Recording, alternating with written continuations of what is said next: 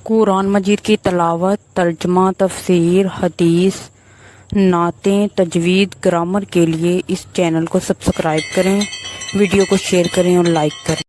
نحمدہ و نصلی علی رسولہ الکریم، اما بعد، فاعوذ باللہ من الشیطان الرجیم، بسم اللہ الرحمن الرحیم۔ آج کا ہمارا موضوع گفتگو ہے سورۃ طٰہٰ۔ یہ سورہ مکی ہے۔ اس میں 135 آیات، 8 رکوع، 1641 کلمات اور 5242 حروف ہیں۔ چونکہ اس سورت کے شروع میں طٰہٰ کا لفظ آیا ہے، اس لیے یہ سورت اس نام سے موسوم ہوئی۔ نیز اس سورت کو سورۃ الکلیم اور سورۃ موسیٰ بھی کہتے ہیں۔ سورۃ مریم میں اللہ تعالیٰ نے متعدد انبیاء کرام کے واقعات ذکر کیے، بعض تفصیل کے ساتھ، جیسے زکریا علیہ السلام، یحییٰ علیہ السلام اور عیسیٰ علیہ السلام کے قصے، اور بعض اجمال اور اختصار کے ساتھ، جیسے موسیٰ علیہ السلام کا قصہ اور باقی انبیاء کے قصوں کی طرف اجمالاً اشارہ فرمایا۔ کما قال اللہ تعالیٰ اولئک الذین انعم اللہ علیہم من النبیین من ذریۃ آدم۔ اس صورت میں موسیٰ علیہ السلام کے قصہ کو تفصیل کے ساتھ بیان کرتے ہیں، پھر سورت کے آخر میں آدم علیہ السلام کے قصے کی تفصیل بیان کرتے ہیں، جن کا سورہ مریم میں محض نام ذکر فرمایا۔ نیز سابقہ سورت کے اختتام پر قرآن کا ذکر تھا۔ کما قال اللہ تعالیٰ فَإِنَّمَا يَسَّرْنَاهُ بِلِسَانِكَ لِتُبَشِّرَ بِهِ الْمُتَّقِينَ، یعنی ہم نے قرآن آپ صلی اللہ علیہ وآلہ وسلم کی زبان میں اس لیے نازل کیا تاکہ آپ کے لیے متقین کی تبشیر اور مان دین کا انداز آسان ہو جائے۔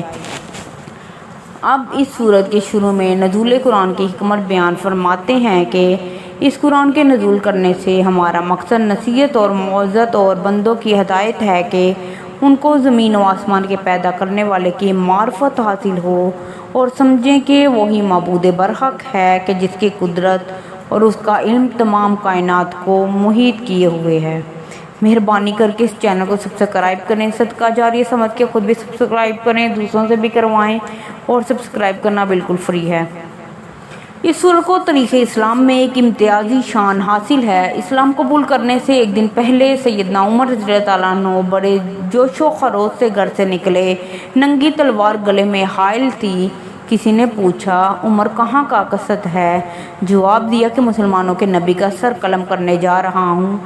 اس نے کہا کہ پہلے اپنے گھر کی خبر لو، تمہاری بہن فاطمہ اور بہنوئی سعید بن زید تو مسلمان ہو چکے ہیں اور اپنے نبی پر سو جان سے فدا ہو رہے ہیں۔ غصے سے واپس آئی اور بڑی بے دردی سے بہنوئی کو مارنا شروع کیا۔ بہن مزاحم ہوئی تو ان پر بھی پل پڑے، ان کا سر پھوڑ دیا جس سے خون کا فوارہ بہہ نکلا۔ یہ منزل دیکھ کر سراسمیگی پیدا ہوئی اور کلام الہی سننے کا اظہار اپنی بہن سے کیا۔ انہوں نے غسل کرنے کا حکم دیا۔ جب آپ غسل کر چکے تو سیدہ فاطمہ رضی اللہ تعالیٰ عنہ نے اسی سورت کی چند آیات تلاوت کی جس نے عمر رضی اللہ تعالیٰ عنہ کی دنیا بدل ڈالی۔ پتھر دل پر سیج کیا اور آنکھوں سے آنسوؤں کا سیلاب امڑ آیا۔